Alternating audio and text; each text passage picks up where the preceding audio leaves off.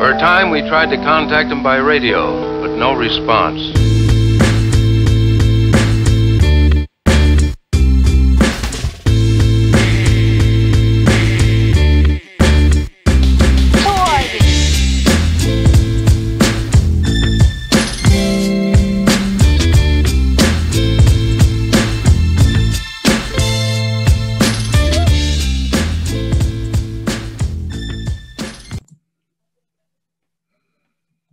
Hey everybody, welcome to another special edition of the Dumb Marks podcast, our second video podcast.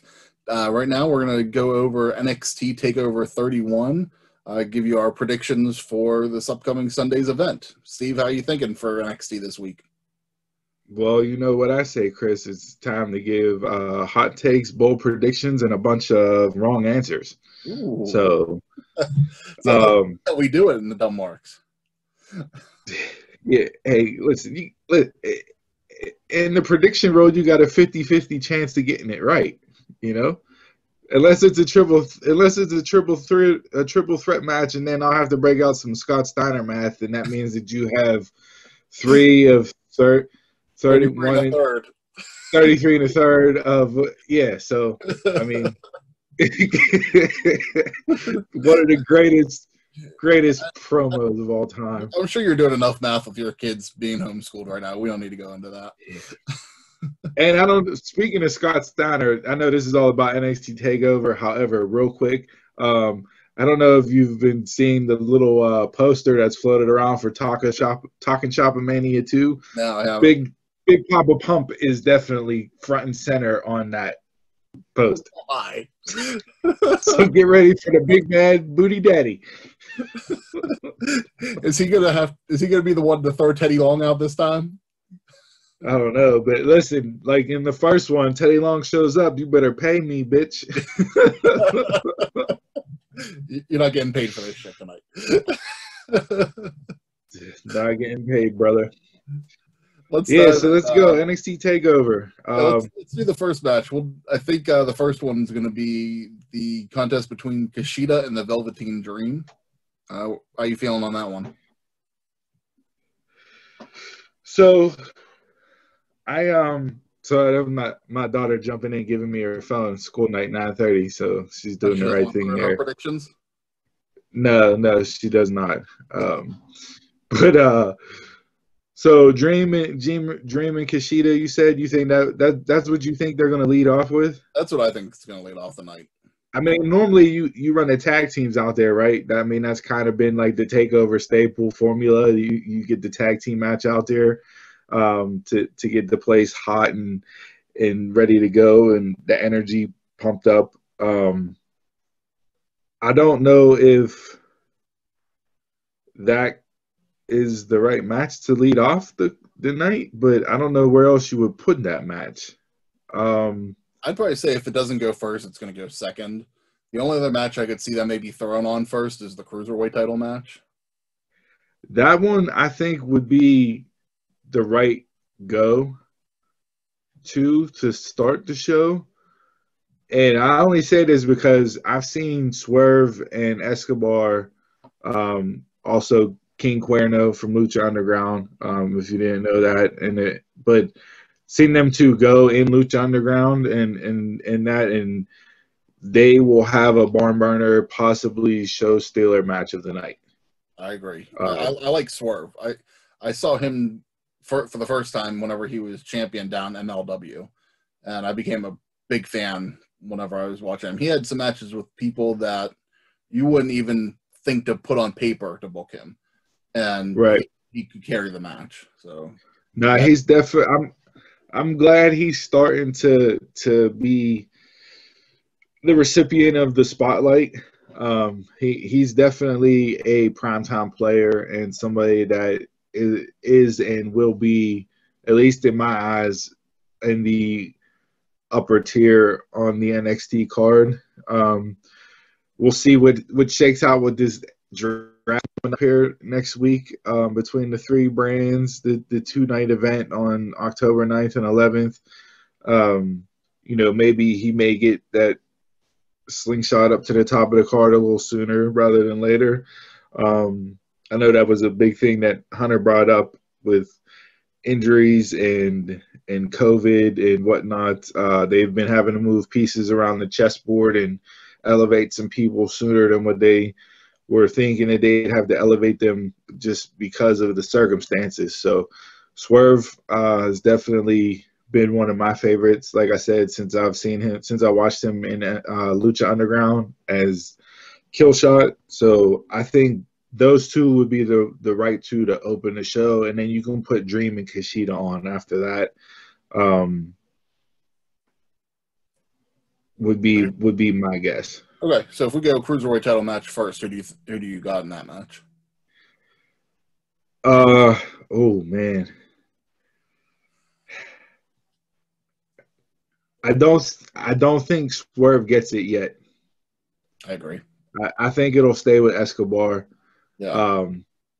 You want to talk about somebody else that's hitting on all cylinders? Like he's been running true to form with this character. I really liked him as King Cuerno in Lucha Underground, like I said, and Hijo de Fantasma, like the staple. So like that shot of him just sitting in the chair last night, in the promo was just looking cold as ice. So he, as much as I've liked the group up till now, I think last night, like you said, him sitting in that chair, it kind of sold him as that character. Oh, absolutely. Haven't had that yet because it's all been in-ring work up till now. Nope. So that really. Yep, and the chair bit. I wonder if because that was his thing in Lucha Underground. You would always see him sitting in the big chair, with his character as being the hunter. Like that was his gimmick, so to speak. So I wonder if anybody was paying attention to that, or maybe he brought it up himself. I don't know, but kudos, because like you said, it's sold everything about him being that character to a T. So I don't think, given how hot he's been running, and I just think the length of time that he's had the belt, I don't think Swerve gets it yet. Maybe they run it back at the next takeover, which I don't know, are they going to do one that's around Survivor Series? I think the last I saw, they're not going to do one around Survivor Series now. This is kind of so then you're looking until what, Royal Rumble weekend? Yeah, I think last year they did one in December, and then they did like a Worlds Collide around Royal Rumble instead of doing a takeover. So at least December, if you don't, probably. Yeah, if you don't, I mean, out of all the championship matches, I don't think he's the most likely to lose his belt. No. I think it'll be a barn burner. I think it'll potentially be match of the night. There's another strong candidate that I feel will be matching in the night besides the obvious pick, but I just don't see him giving it up right now. Let him run with it. Let Swerve chase it. It'll be better storyline. They can go some different ways with it and see where it goes. But I'd keep it on Escobar. I wouldn't let Swerve win right now. So I'll go Escobar. I agree. Yeah, you hit on everything. I agree with you on that. I don't see Swerve winning it just yet. So let's move on let's go back to Kushida and Velveteen Dream. Who are you thinking about in that feud? To me, this is potentially Velveteen Swan Song. Possibly. Before being called up. And the only reason why I say that is most people, before they get called up, they go out on a loss, right? Yeah. Kushida, for all the hype that he had around him coming in and started out, that injury immediately derailed everything that they had planned for him. Didn't allow him to even get into a groove himself. Excuse me. Since coming back, he got this mean, aggressive streak that I like. I like this side of him. I haven't really seen this side of him before. So I don't think you knock that off the tracks by letting Velveteen beat him. So I think in order to give the rub to Kushida and let Velveteen go up as some fresh blood, and who knows, hopefully he goes to SmackDown, because if he goes to Raw, we know Vince is going to just immediately can that character. But yeah, so I'll go Kushida over Dream in Dream's swan song before he gets called up. Okay. Now, Hunter did say in his conference call this week that NXT isn't advertised for the draft, but that doesn't mean that they might not be included. So, yes, we all. I thought it was. But yeah, I thought it was all three brands. Isn't it all? What the last draft was all three brands. It was the last time. Yeah, they didn't advertise it as that way yet. Doesn't mean they won't, but right now they just advertise Raw and SmackDown so far. Yeah, we'll get that tweet at like 11:30. We'll get that tweet at like 11:37 Monday morning and saying, "Oh, guess what? The last round of the draft, we forgot to tell you that all three brands are eligible. So you'll see a bunch of NXT stars being drafted to Raw tonight that are not in Retribution." Right. I mean, maybe that's why they just brought up Retribution, so maybe they feel like they took all the NXT talent right now. It seems like the call up is the call up is just a little spice to the bold prediction there. Okay, so that yeah. It seems like Dream's little momentum has kind of died off, especially on social media. Dream has been popular lately, and you have those in the NFL, the off the field issues that come up with players. Dream has had off the field issues, and it's completely cut him down to where a year and a half ago, I was thinking he was going to get a title run. Everybody thought he was going to be NXT champion. Everybody thought he was going to be the future of the business, really. And it's you sit there and you look at that, thinking NXT championship material, to maybe losing to Kushida this week, and whether that's even his push to the main roster. So I think that's still up in jeopardy right now. But I think if they feel like any of his off the field issues were, there was some legitimacy to it, and like they actually thought that, they had reason to let him go, I think he would be gone by now. But I don't think that's going to play into this. At least right now, I don't think there's anything that's really come out about it lately that makes me think that way. I do think but your audio, and forgive us folks, but on my end, you're coming through just sounding like a mouthful of marbles and static right now. On my end, everything looks okay. You're coming in all right, so all right. Hopefully you guys watching and listening to this, it's not too bad. If it is, feel free to reach out, let us know. That way we can fix the audio issues for next time when we jump on. Like we said, we're just venturing out in the video right now. So we're doing it here. So you got Dream and I got Kushida? No, I got Kushida too. You got Kushida too? Okay. So we agree on the first two, what we think are the first two matches, right? Yes. So let's jump into the North American title match. Okay. We got Damian Priest champion versus Mr. Takeover, Johnny Gargano. And what does Johnny Gargano normally do on Takeover in big matches? Lose. What's Johnny Gargano going to do against Damian Priest at Takeover? Not win. I don't see it. I really don't. They're hyping it up that him and Candice are going to be the power couple walking out of Takeover. But listen, we talked about this in the podcast last week, where what happens whenever you end a show one way? That doesn't happen whenever you actually book the pay-per-view. Right. Now we were wrong with the ladder match for Clash because of the way they booked it. However, you have the shot of them two standing on the ropes with each other. She has the women's title around her waist. He has the North American title around his waist. Um, to be honest with you, I really don't. The match I think will be fine because of how great of a worker Gargano is. Yeah. Pre-shows, if he's in there with the right dance partner, like he was with Finn back at In Your House, he could have a really good match and can do more than hold his own. So I think Johnny will be able to get the most out of him, just like Finn was in that circumstance.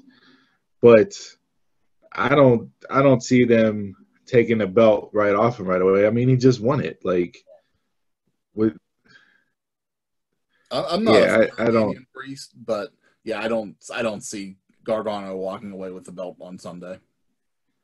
Yeah, I mean, it was that was a nice pose, a nice picture, on NXT, but the build's been too short to even let me think that that's the direction that they're going to go in. Yeah, And that's been the problem with most of this card is you've had a short build. very. It's been, I'm sure some of these things have been changed. They've been rushed and have been put on before than they should have. Like for example, the O'Reilly Balor match that I think they're running this sooner than what they would have liked. Yeah. Even though both men said that they wanted to work together, and I think Triple H and everybody else sees Kyle O'Reilly as a main eventer, just like I see Kyle O'Reilly as a main eventer. So it was going to happen eventually, but that whole title scene has changed between Cross getting injured, COVID, different things.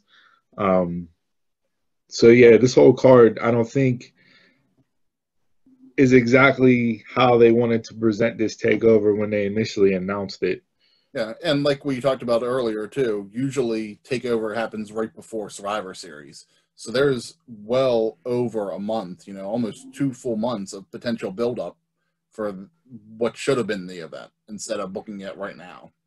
So, and I don't want, I don't want to, as Eric Bischoff likes to say, go too far into the weeds on his podcast with Conrad. But what is your take on NXT takeovers being on Sunday night versus Saturday night before, say, SummerSlam, Survivor Series, Royal Rumble, WrestleMania? I like them the night before the pay-per-view because it kind of gives the whole weekend a big event feel. Yep. Even when they've done the solo takeovers, I prefer them to stay on Saturday because you're kind of training the audience that, hey, NXT is Saturday night, not Sunday night.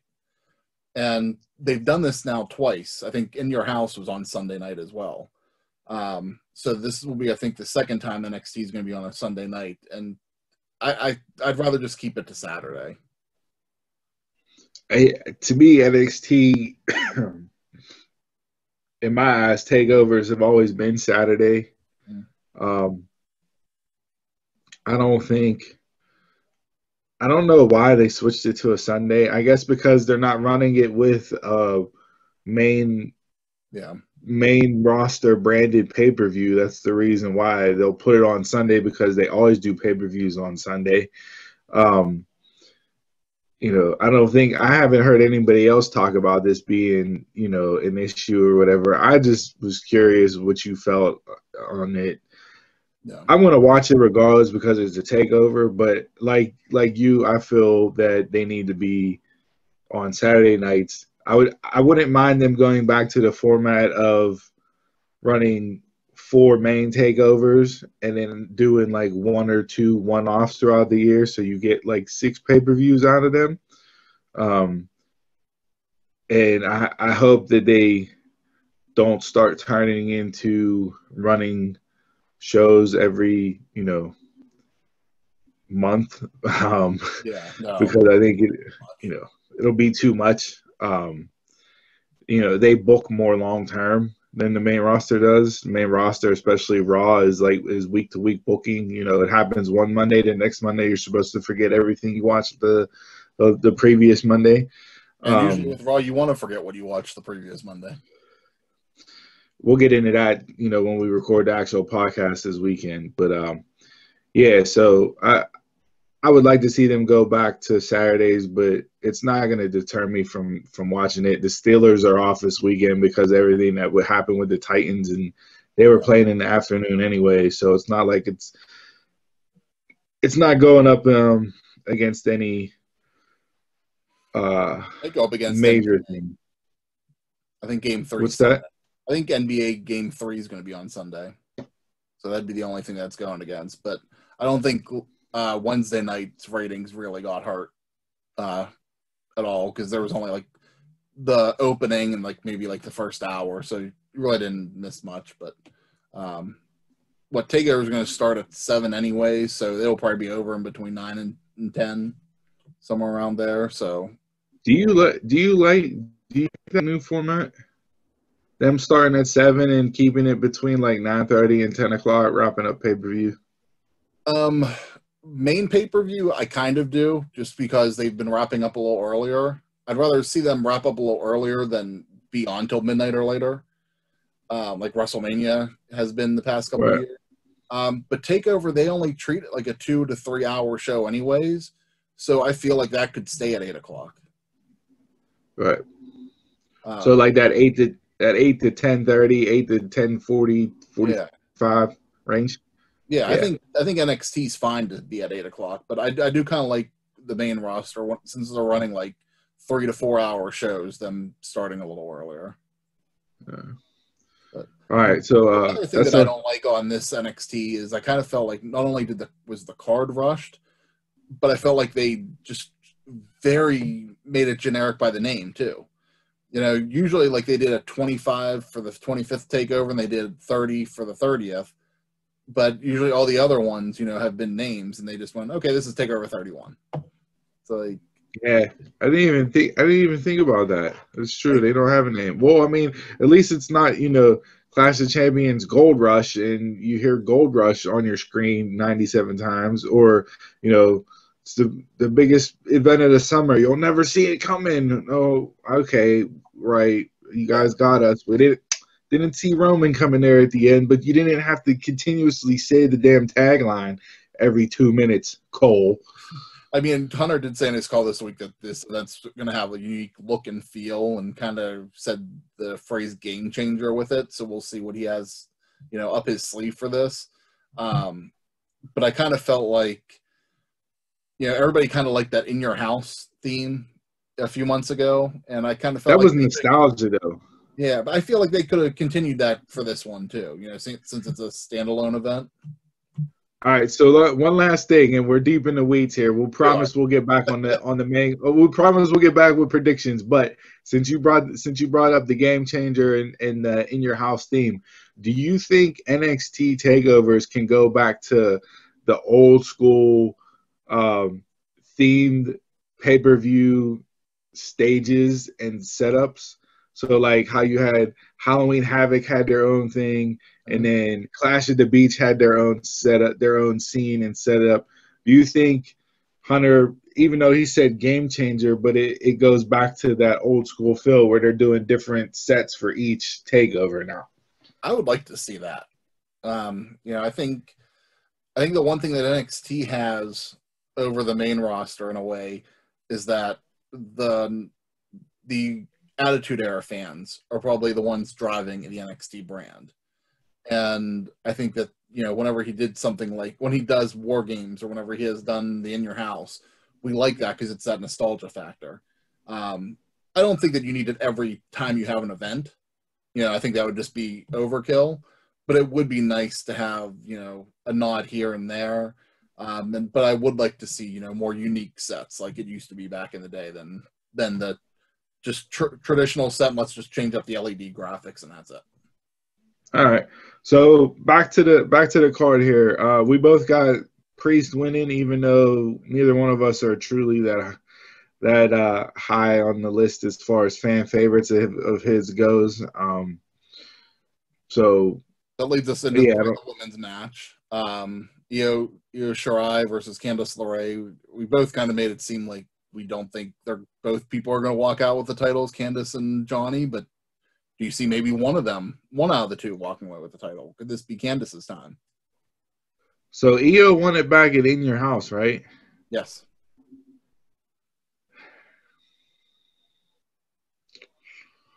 Out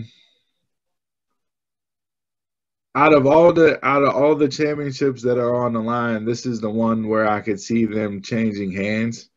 And the only reason why I say this is because this is Candice's third title match? At least, if not more. She gotta win one of these, right? Like, she can't keep continuing to get title shots and lose. Although Io is at the top of her game, we've seen dominant champions in NXT before, whether it was going back to Charlotte, to Sasha, to Bayley had the title for a long time until Asuka came along, and then Asuka kept it for years. Shayna Baszler, same thing. So, I mean, they tend to book women's champions in NXT with longer title reigns. However, I don't feel like right now the women's pool is as deep as it has been in the past to run challengers up against that champion. So if Candice doesn't win it now, then who do you go to next for Io to face? Tegan Nox is out again with the ACL tear. Rhea Ripley seems to be involved with Raquel Gonzalez. Dakota Kai just lost.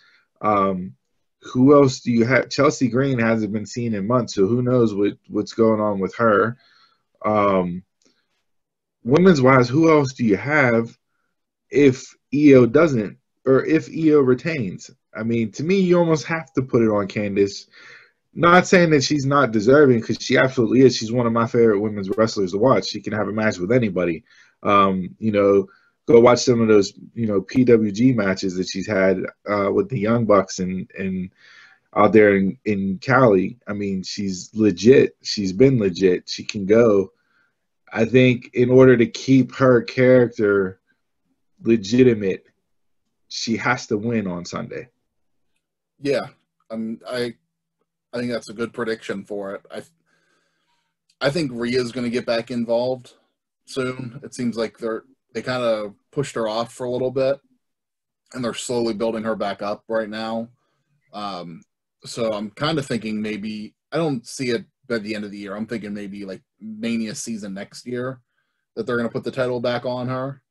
As a babyface? That's where I'm not sure. Because right now she's a babyface, but I'd rather see heel Rhea.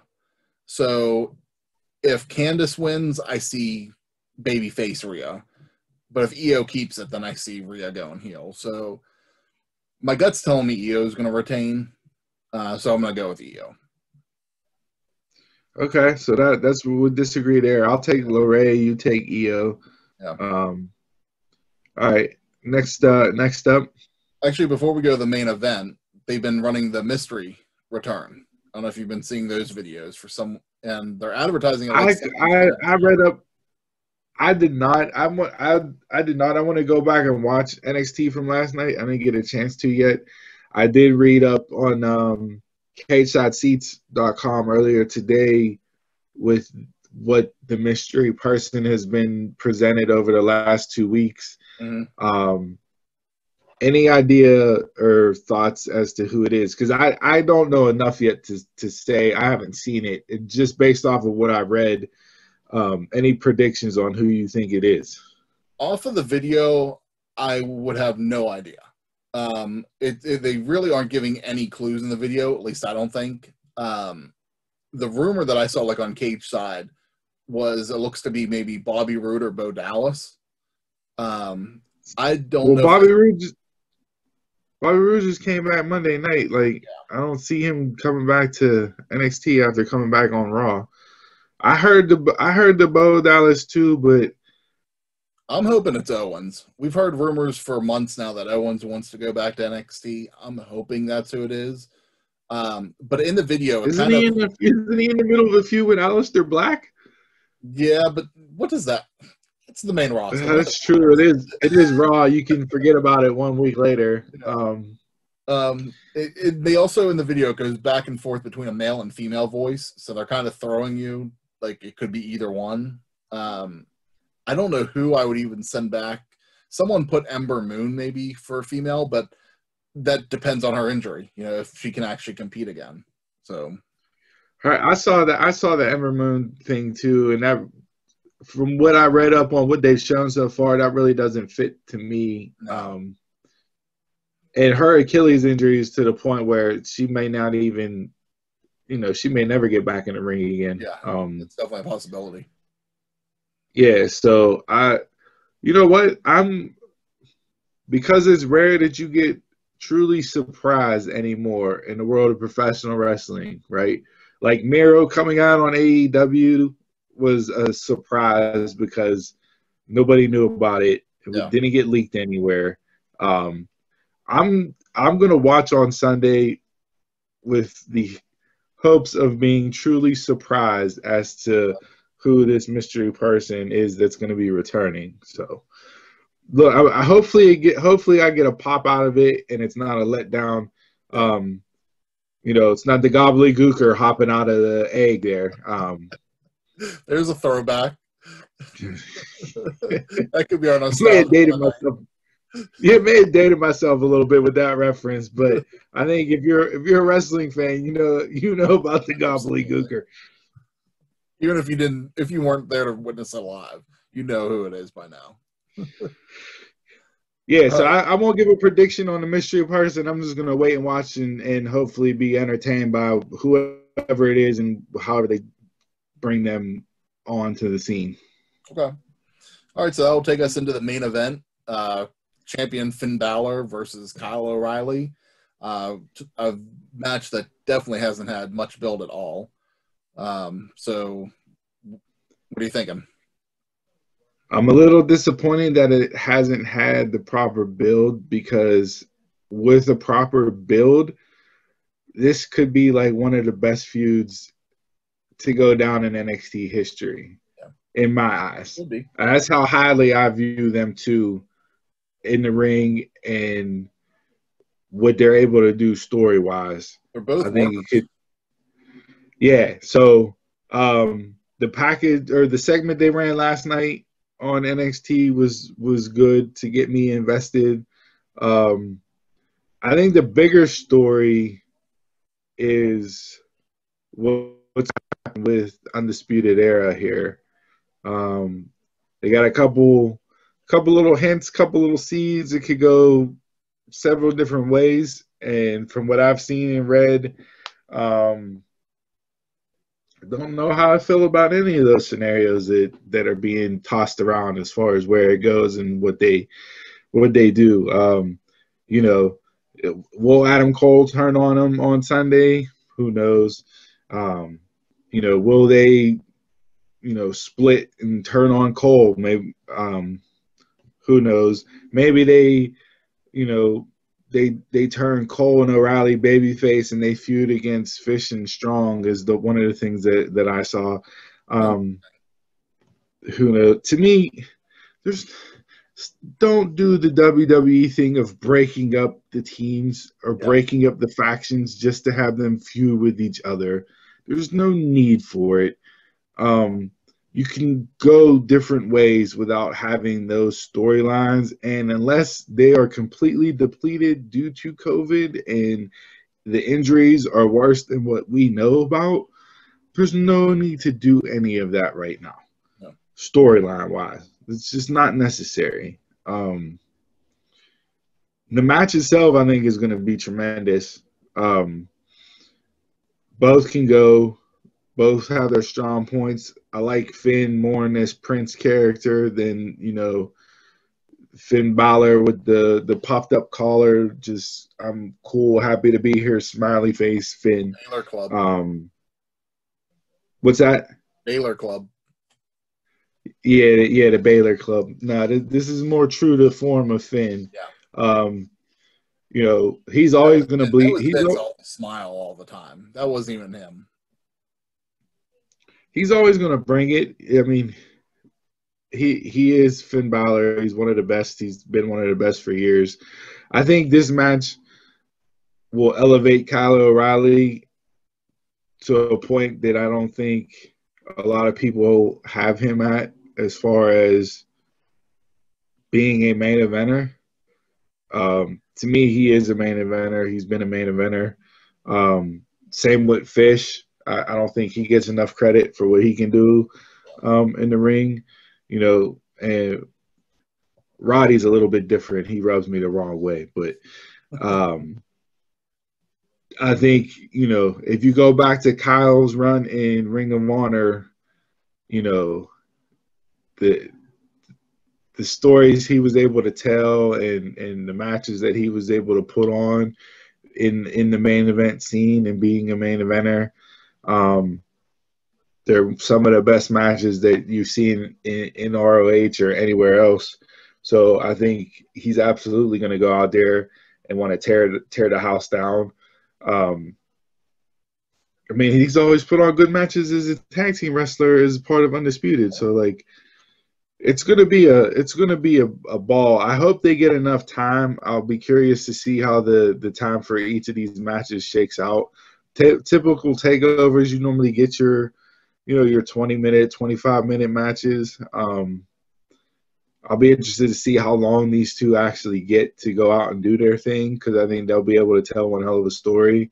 So, unfortunately, with no build, kind of rushed to doing the feud in the first place, Balor's obviously going to win. There's no way they take the belt off of him right away after he just won it. And I think there's others. I think they want to get to other storylines within Undisputed, which I really don't want to see them do, but it's WWE and that's what they do. So I'm going to go Balor. I agree. Balor's barely held the title at all so far, so they're not going to have him drop it to Kyle O'Reilly on his first title defense, because I think they're really going to try to solidify Balor as a stronger champion than they did the first time, and even the first time he was a solid champion. What I'm expecting is Adam Cole to cost Kyle O'Reilly the match, but by accident. I don't think that we're going to see like the full turn Sunday. So I think Cole's accidentally going to cost him the title match, and then that's going to slowly turn into something. I don't think we're going to see the Undisputed Era break up, because we've seen them on the rocks before. I think this is just going to be maybe just an internal feud for the time being, but I think at the end, long term, they're still going to be around. All right, so we both got Balor. Prediction, match of the night. Who you got? Looking on paper, I'm thinking the Cruiserweight title match could be the match of the night. But I'm hoping it ends up being Balor and O'Reilly. Both good choices. Both where most people will go. I will go with Io and Candice LeRae for match of the night. Nice. Good prediction. Yep. All right. Well, that's the breakdown for NXT TakeOver 31 this Sunday. Throw on some comments. Let us know who you think is going to win the matches. If you like the video, let us know. Maybe we'll jump on and do a watch along here coming up with one of these pay-per-views and give you some more breakdowns. And by all means, download, listen, rate, review, subscribe on Monday for the True Dumb Marks podcast back to form, gracing your ears over the podcast airways. So for my beautiful face here, and Chris's beautiful face there, listen to the Dumb Marks podcast, breaking down NXT TakeOver, and we'll catch you around the way. All right, guys.